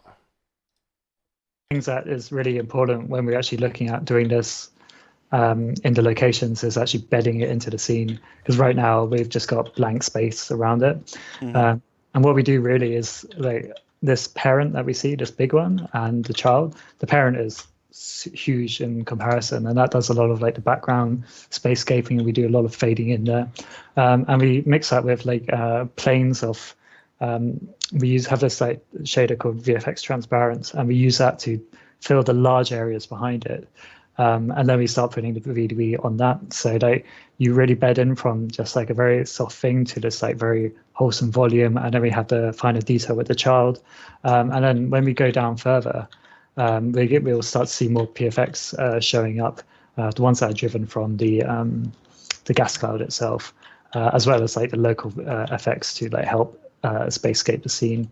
And those are really important because they like, especially like flying through coil tunnels, they give you like a really important like sense of scale and like distance around the player. So and that's something that it's quite easy to lose, like where you are within one of these gas cloud forms. Nada. Vamos a volver porque muchas cosas y Mix that with like planes of we have this like shader called VFX transparent, and we use that to fill the large areas behind it, and then we start putting the VDB on that, so like you really bed in from just like a very soft thing to this like very wholesome volume, and then we have the finer detail with the child, and then when we go down further, we'll start to see more PFX showing up, the ones that are driven from the gas cloud itself, as well as like the local effects to like help spacescape the scene. And those are really important because they like, especially like flying through coil tunnels. bueno, algo está diciendo de que utilizan lo que son las transparencias y tal para dar la sensación de la escala y no perderse ellos a la hora de hacer la historia. Y de que a medida que se van acercando, pues tratan. O sea, esto todo está hablando desde el punto de vista del desarrollador, ¿no? Y a medida que se van acercando, pues nos van mostrando lo que es más al detalle. Todo lo que se.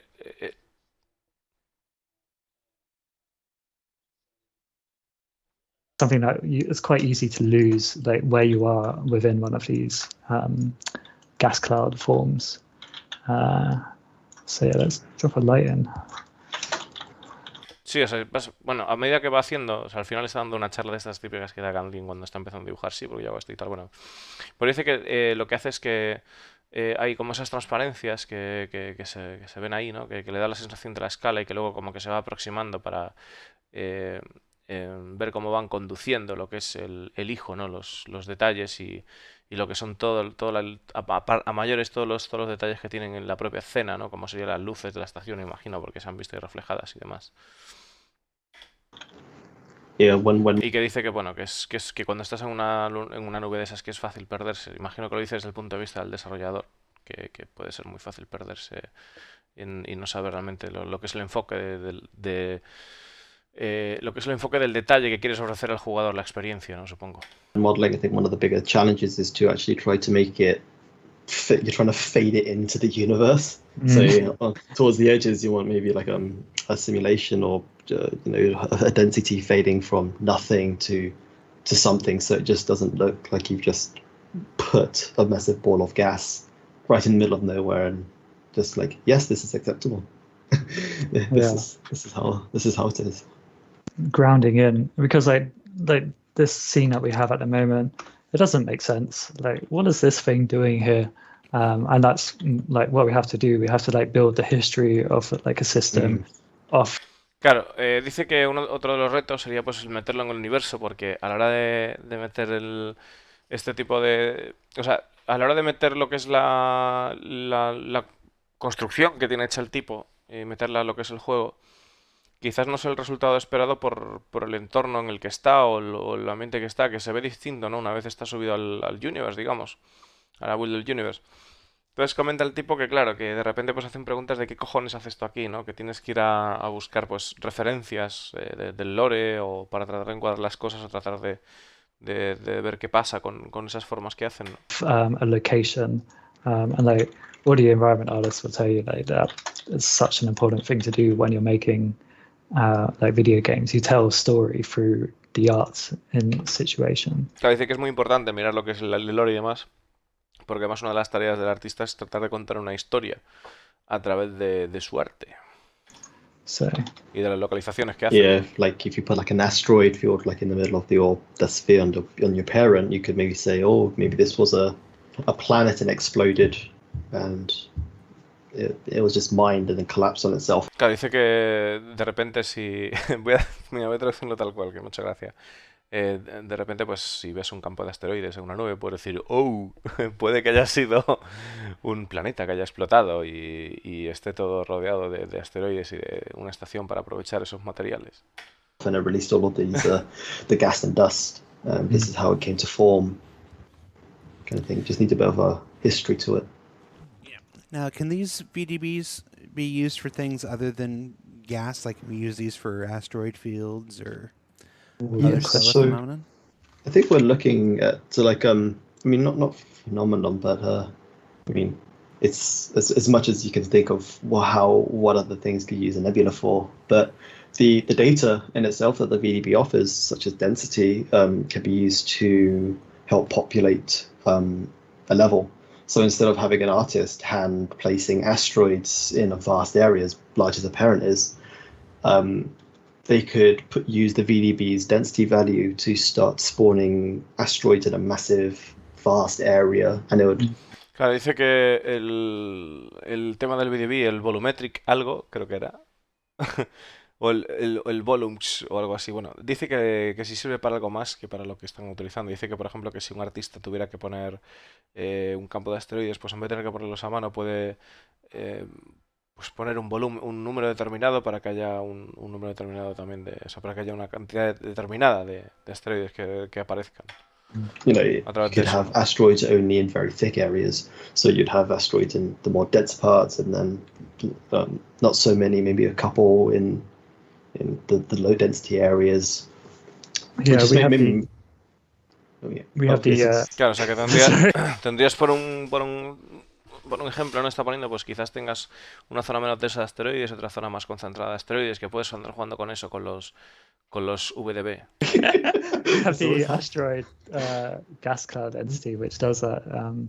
Like I didn't want to show it to today because a lot of the defaults are Voxel stuff, database. but we saw an image of it yesterday. And it's Durísimo, really phenomenal. And I did play around with it.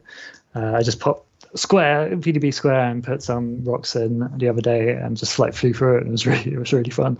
Just like dodging around all these asteroids. I mean, it could be really good when it ties into gameplay. So if we did have things like EM distortion on your ship, and you're mining, and or the asteroids are in the dense parts, where the dense parts is really really dangerous. You could actually lose your ship or just get hurt just by mining by getting too close, being too venturous.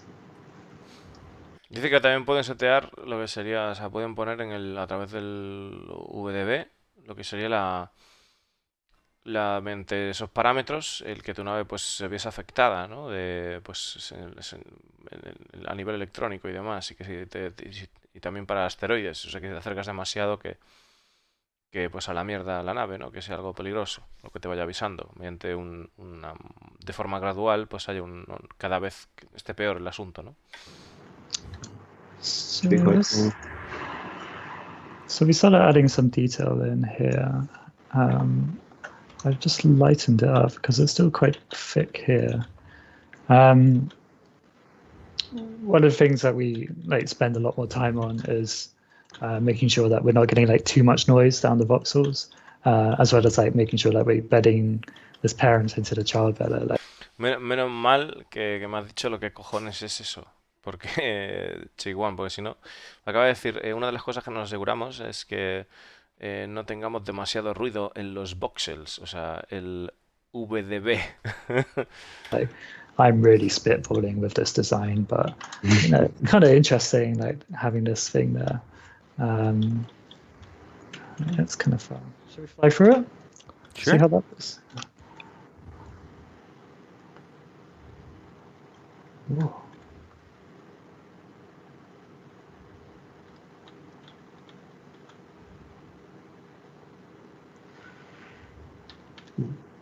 Interesante. And Los just to voxels answer one son of the questions como, I saw, son como píxeles tridimensionales cubos.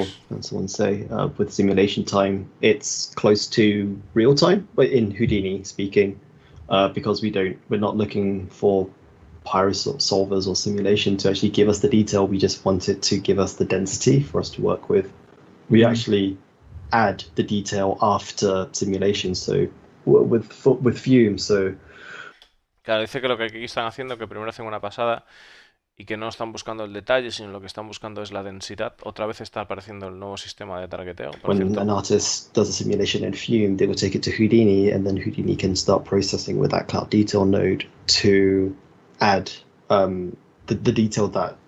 ¿Os habéis fijado en la Gladius que ha cambiado pero por completo? O sea, le han puesto este rollito aquí como marco y tal, el nuevo puntero, o sea, ahora mismo si no, hay un visor nada más y esto está todo cambiado, ¿eh? The solver wouldn't be able to ever give. Yeah, and it's like it's like we mentioned earlier. It's a tools in your arsenal, right? Like all these things, and like every different artist has sort of like come at it and sort of approach it from a different method. And every time they do that, we learn this new thing, and that's like it's really fun. It's really exciting. Oh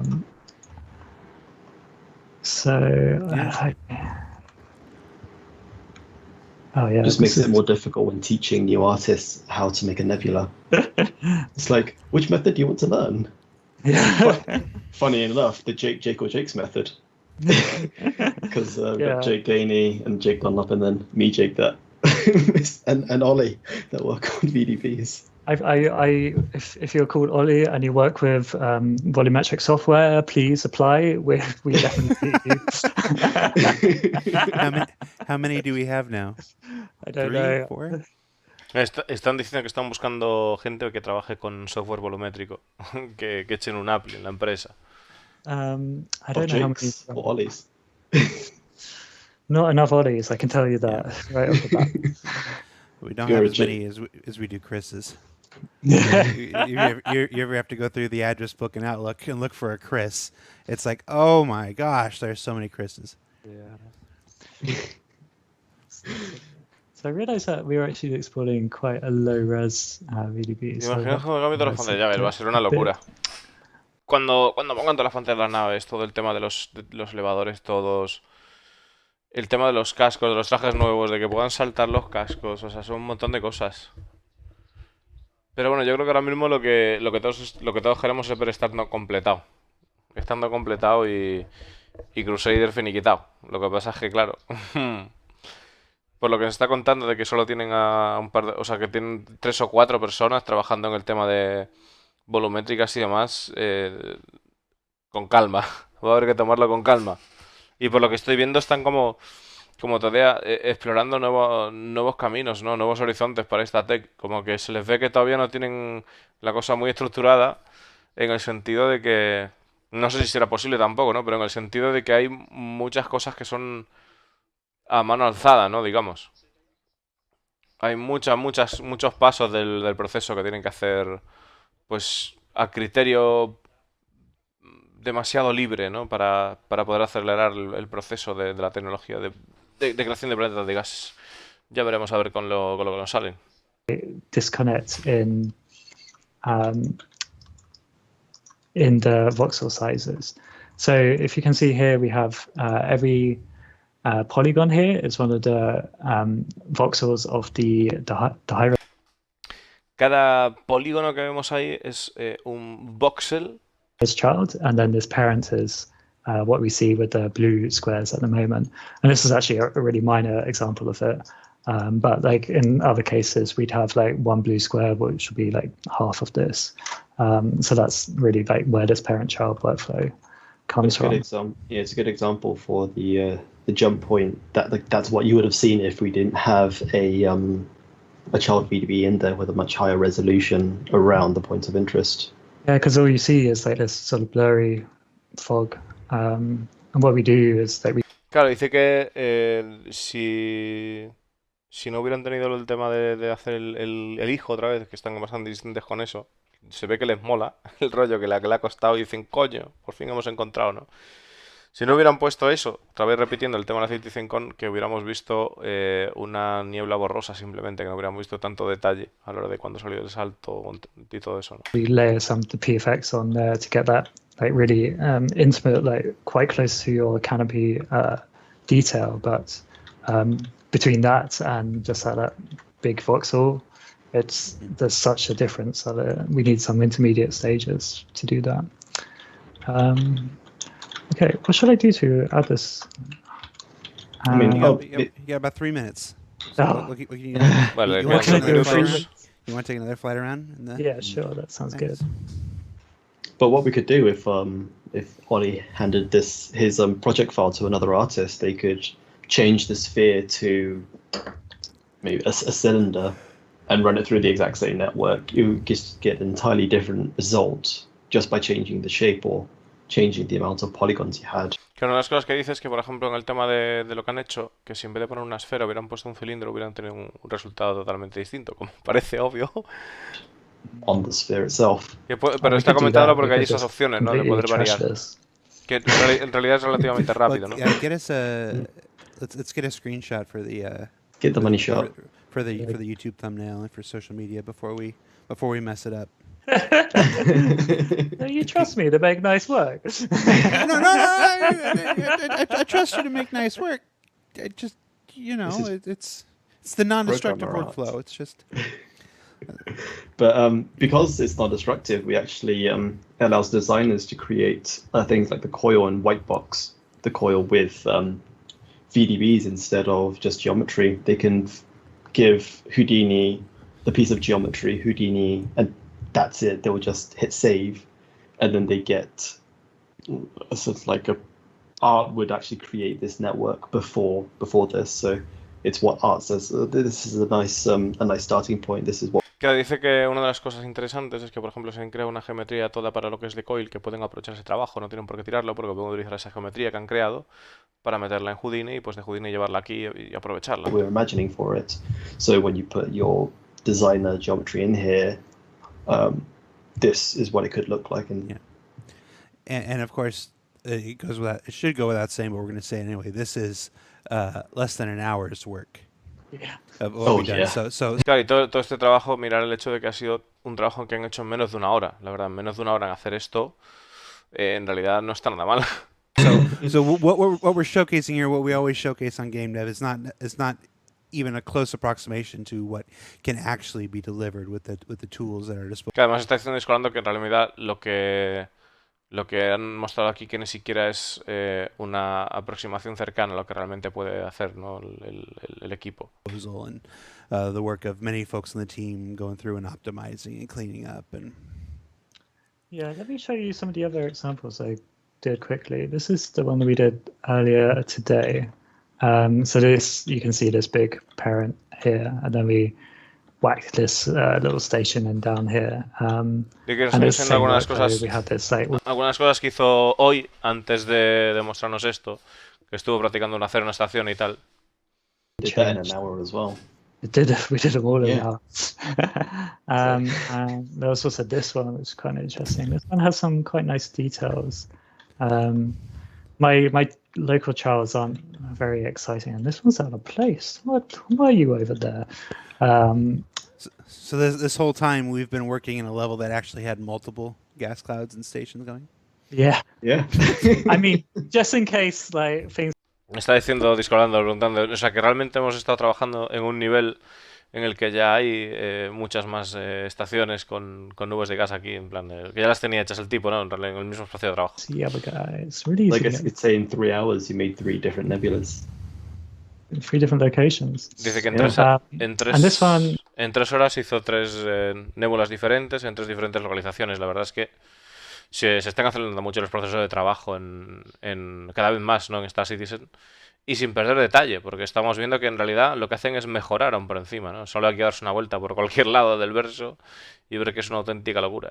And they just stuck another station in. It's good fun. And it's just really interesting. Oh, we can actually see the particles here. I don't know if this is going to come through on the stream, but if I like move through, you can just see like these particle Yeah. effects. I can see him. So when we like fly through, we'll be able to see those, and that just adds so much more. Bueno, está diciendo de que cuando una de las cosas que cuando está preguntando, no sé si se ve esto por el streaming, ¿no? Dice, pero cuando voléis a través con vuestra nave vais a ver ese efecto de partículas, ¿no? De rayas negras que se veían ahí, que está bastante chulo. Ahí lo va a mostrar de nuevo, creo. Oh yeah, there's a lot of Cool. turbulence on as well. So Oh yeah, the you ship's can going wild.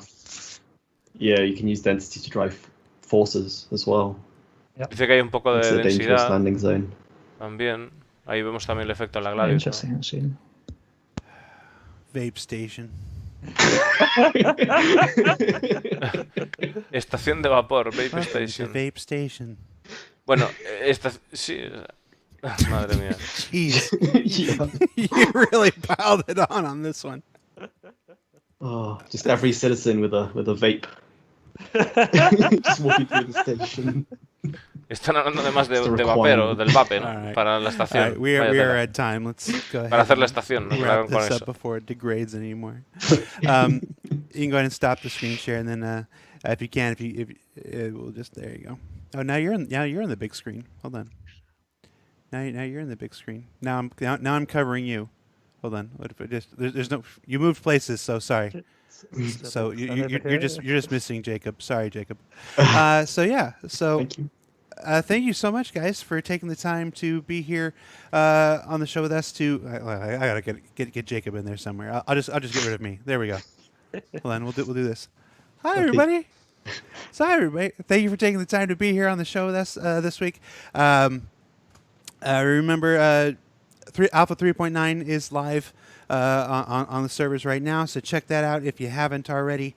And Oliver, Jacob, thank you so much for taking time out of your Friday at the end of the week to be here and take us through your process. Thank you. think It's folks been really really nice to enjoyed it. like That's show fun. this. Bueno, dice que la 3.9 que ya está, por si alguien This no is se ha my enterado best angle en el ever. live, ¿no? But you switched places, so I had to move. So yeah, so for Stars in Live, that's Oliver. That's Jacob. I'm Jared. See ya. We'll see you next week, everybody.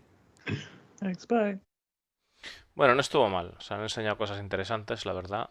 Y bueno, pues yo personalmente agradezco que metan cosas de este tipo y no cómo se hace un maldito cabezón o cosas por el estilo, ¿no?